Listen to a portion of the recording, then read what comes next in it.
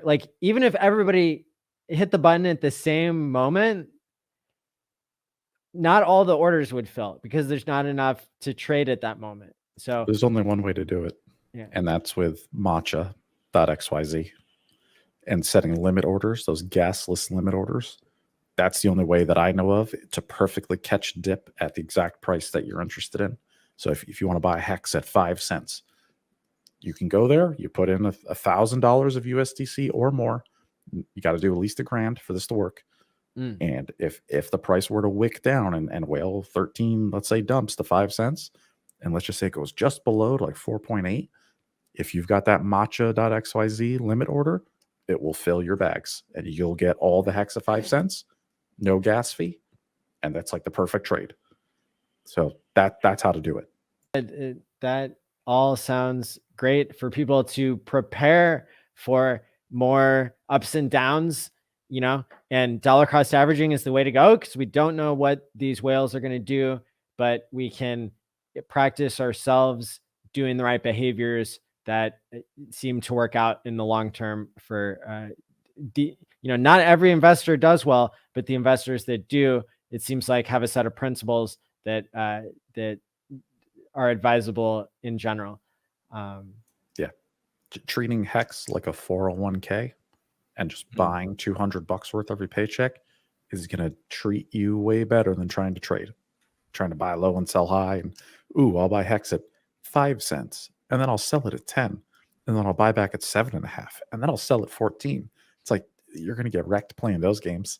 You just got to peel off a little bit every paycheck and just get a little bit for whatever price you can and just keep saving it and saving it and saving it and saving it and staking and build that ladder. That's the key. That's how you win. Oh yeah. And that's a matcha.xyz, like the T. Yes, that's it. Yep. And then you go to the limit orders tab and it's great. I love it. I use that exclusively now. And the max duration you can set it for is 7 days, and then it'll auto go away.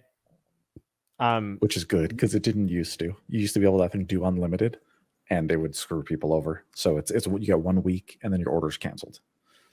If you don't wait that amount of time, and you want to cancel it, then I believe you have to pay some gas to cancel it. Correct. Yes. So that's another important thing to remember. And what else about limit orders? Before you make a limit order, you have to authorize Matcha to spend your coins. Yes. So be aware of that. You are giving Matcha unlimited spend on your coins, but it's safe. It's Matcha, so it works. It's the OX exchange protocol. So it's just like Uniswap basically. So it's fine. Important to double down on this information. Small limit orders will not fill until the price moves past your position. So you have to understand the math that the gas fee needs, even though you're not paying it, supposedly, like you're paying it in kind of the overhead in the, what is that called? Like the spread. The spread. That's what it is. Yeah. Let me just talk about metric.exchange that you mentioned with Crypto Coffee. So it's just like Matcha, but the cool part about metric.exchange is you can see everybody else's Matcha orders. So it doesn't say who, but like if I take $1,000 and I want to buy Hex at 8 cents, if you go to metric.exchange, you'll see my order in the order book and you'll see all the buys and all the sells posted. So it gives you a visualization of who's using Matcha, and you'll see like, oh man, somebody's got an order for 100,000 US dollar coins of Hex at 5 cents. And you can actually see the order book, which is really, it helps you place your limit orders so you can undercut people. Because if somebody's like, they got a big order, let's say like 7 cents. Well, I'm going to come in at 7.1 and my order is going to get filled right before theirs if you're trying to catch the dip. And vice versa, if you're trying to sell the top, you want to put your coins right below somebody else's. I'm going to sell mine for 99 cents instead of $1. And then when that green candle goes up and reaches and buys the coins, it'll grab yours first. So little tip. Yeah, a lot of people have not had their limit orders filled. And we normally think that's because the gas fees were so high that, let's say you did a $200 limit order to buy Hex and the gas fee was $200. That means that if the price of Hex was 15 cents, it would have to drop all the way down to 7.5 cents for your order to get filled at that 15-cent price, because the bot is not going to lose money on the trade.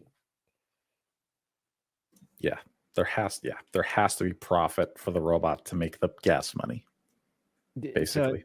So advertising it as a gasless or a feeless swap, I think, is a little bit inaccurate.